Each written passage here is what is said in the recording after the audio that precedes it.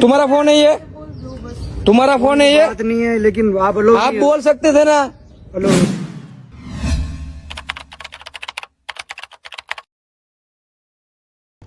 Hello Dwarkadhish, હું સુનિલ ભરવાડ. હમણાંથી 2-3 બાયલાઓનું બહુ હમણાં ઉપડ્યું છે, સકી આયલા છે. ઇન્સ્ટાગ્રામમાં એક ભાઈબંધની સ્ટોરી જોઈ, એમાં પેટ્રોલ પંપે એક નાનો માણસ બિચારો કામ કરતો હોય, એની ઉપર દાદાગીરી કરતા જોયા છે મેં. તમે એકવાર વિડીયો જોઈ આવો. મેં તો વિડીયો જોયો, સ્ટોરી જોઈ, પછી તો મને હવે રહેવાય દો. તમે વિડીયો જોયો પેલા. 982 રૂપિયાનું 5000 નું કરી દો ભાઈ. 5 થઈ ગયું કા? क्यों क्यों मोबाइल क्यों टच किया? मोबाइल नहीं, मोबाइल क्यों टच किया मेरा? टच की बात नहीं, अलाउ नहीं है। अलाउ नहीं है तो मोबाइल क्यों टच किया? मोबाइल खींचना ही नहीं चाहिए आपको। ठीक है, खींचने के बाद आपने टच क्यों किया? अलाउ नहीं तो बोल देना चाहिए ना। हाँ कि वीडियो बंद कर दो, मोबाइल क्यों खींचा मेरा? आप पिंकी का बना लो, कोई दिक्कत नहीं है। पर वो बात नहीं है, हमको पता ही है। मोबाइल क्यों टच किया? मोबाइल खींच ली तो ले। मोबाइल क्यों खींचा ऐसे बोल रहा हूँ मैं आपको। तुम्हारा फोन है ये? तुम्हारा फोन है ये? बात नहीं है, लेकिन आप बोल सकते थे ना। अलाउ नहीं है। अलाउ नहीं है तो आप बोल दो ना कि सर वीडियो बंद कर दो, कि भैया वीडियो बंद कर दो। आप मोबाइल खींच रहे हो, आपका फोन है? फोन की बात नहीं। हाँ तो आप बोलो ना मुझे। આવા બાયલાઓ ભડવાઓ એક નંબરના, જે નાના માણસ ઉપર દાદાગીરી અને એમની રોબ જતાવતા હોય છે. એટલે ભાઈ ખોટી રીતે સજા દેશો મિસ બાયલાઓ. આપણા લાલભાઈ કીધું છે ને કે નો કહેવાય તો કેવા પડે. આના વિશે મિસ્ટર આપા અને એક ભાઈબંધ શું કહે છે એ જ એક જોઈ લો. हाँ तो आप बोलो ना मुझे।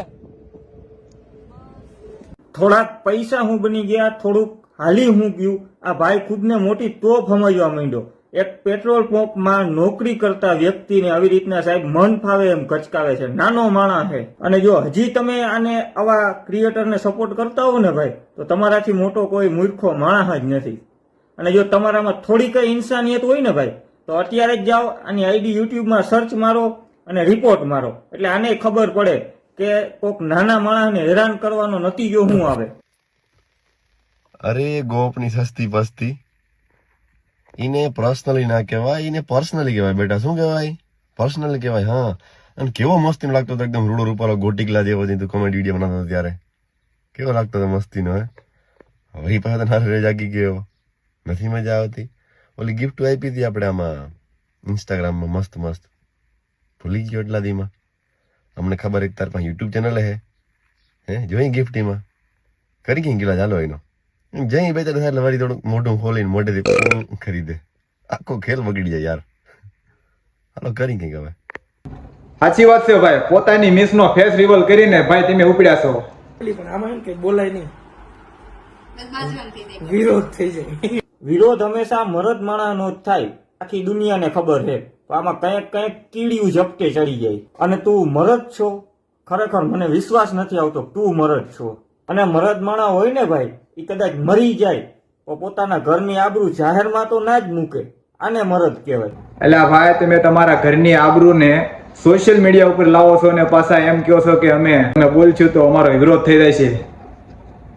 ગજબ બેઇજ્જતી હે. તું ભિખારી હો, આ ભિખારી બીજું હું હોય. તું બાપ જાય કાપતો જાય, ભીખ આપે બાપ જાય, ભીખ આપતો જાય. આનો વિડીયો જોઈને, આવા ભડવાનો આવા બાયલાનો વિડીયો જોઈને મેં કાલ રાતનો જ રિપોર્ટ મારી દીધો છે સ્ટોરી સ્ટેટસ જોઈને.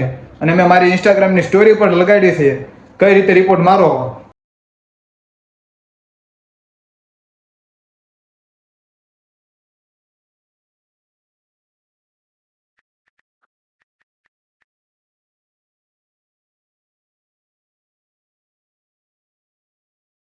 એટલે મારી દો રિપોર્ટ, એને ખબર પડે કે નાના માણસોને ખોટા હેરાન કરાય નહીં.